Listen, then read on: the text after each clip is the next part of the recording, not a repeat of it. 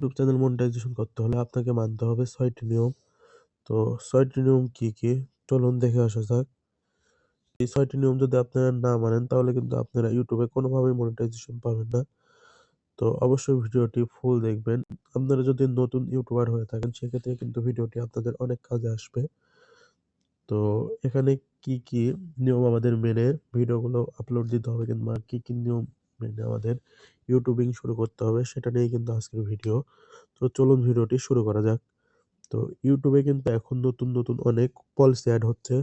এজন্যই কিন্তু আমাদের আমরা যেই কাজই করি না কেন সেক্ষেত্রে কিন্তু আমাদের YouTube সম্পর্কে জেনে কিভাবে কি করলে পরে আমরা মনিটাইজেশন পাবো এবং টাকা ইনকাম করতে পারবো সেটা কিন্তু জেনে আমাদেরকে কাজ করতে হবে।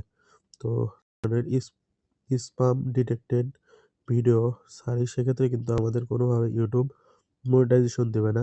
এখানে কিন্তু স্পষ্টভাবে YouTube লিখে দিয়েছে। তো দেখতে পাচ্ছেন এখানে স্পষ্টভাবে YouTube লিখে দিয়েছে কোনো ধরনের স্পাম ডিটেক্টেড ভিডিও আমাদের কোনোভাবেই YouTube এ পোস্ট করা যাবে না। সেক্ষেত্রে কিন্তু YouTube আমাদের মনিটাইজেশন দেবে না।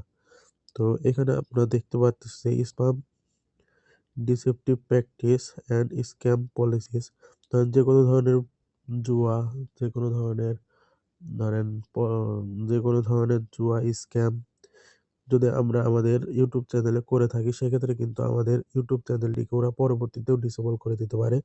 তো এদিকে আমাদের খেয়াল রাখতে হবে। তো তারপরে আমরা যেটা পাই সেটা হলো সেনসিটিভ কনটেন্ট। তো আমরা দেখতে পারি যে বিভিন্ন ধরনের চ্যানেলে কিন্তু উম সেক্সুয়াল অনেক কিছু পোস্ট করা হয়। যেমন সেক্সুয়াল তারপর বাচ্চাদের চাইল্ড সেফটি নিয়ে অনেক কিছু পোস্ট করা হয় দিতে পারে। এমনকি যদি ভিডিওতে কোনো ব্যক্তি গালাগালি করে দেখতে পাচ্ছেন, যদি কোনো ব্যক্তি ভিডিওতে গালাগালি করে সেক্ষেত্রেও কিন্তু তার চ্যানেলটি YouTube ডিসেবল করে দিতে পারে। সবকিছুর লিমিট আছে। যেটাই করুক গালাগালি কোনো ভিডিওতে যদি গালাগালি দিয়ে ফেলে সেক্ষেত্রে কিন্তু সেই ভিডিওটুকু স্কিপ করতে হবে। তাছাড়া কিন্তু YouTube সেই ভিডিওটি ডিলিট করে দিতে পারে অথবা সেই চ্যানেলটিও ডিসেবল করে দিতে পারে। আমরা দেখতে পারতেছি যে ভ্যালয়েন্ট অর ডেঞ্জারাস কনটেন্ট। তো আমরা অনেক সময় দেখতে পারি যে কোনো ভিডিওতে কোনো ব্যক্তি সুসাইড করতেছে কিংবা কোনো ভিডিওতে উম কোনো ব্যক্তিকে টার্গেট করে কোনো কিছু বলা হচ্ছে কিংবা কোনো ব্যক্তিকে ব্ল্যাকমেইল করা হচ্ছে ভিডিও দিয়ে। অথবা আমরা দেখতে পারি যে কোনো লোকটিকে ভিডিওর মাধ্যমে হ্যারাসমেন্ট বা কোনো ব্যক্তিকে ভিডিওর মাধ্যমে রাগান্বিত করা হচ্ছে। সেক্ষেত্রে কিন্তু আমাদের YouTube আমাদের চ্যানেলটিকে ডিসেবল করে দিতে পারে। সেক্ষেত্রে এইদিকে কিন্তু আমাদের খেয়াল রাখতে হবে। তো তো এখানে আমরা দেখতে পারতেছি যে মিস ইনফরমেশন। তো আমরা বিভিন্ন সময় অনেক ধরনের মেডিকেল YouTube চ্যানেল, অনেক ধরনের মেডিসিন বিষয়ে অনেক ধরনের ভিডিও দেখে থাকি কিংবা ইলেকট্রিক বিষয়ে অনেক ধরনের ভিডিও দেখে থাকি। সেগুলাতে যা দেখানো হয় সেগুলো কিন্তু আমাদের স্বাস্থ্যের পক্ষে অনেক ক্ষতিকারক।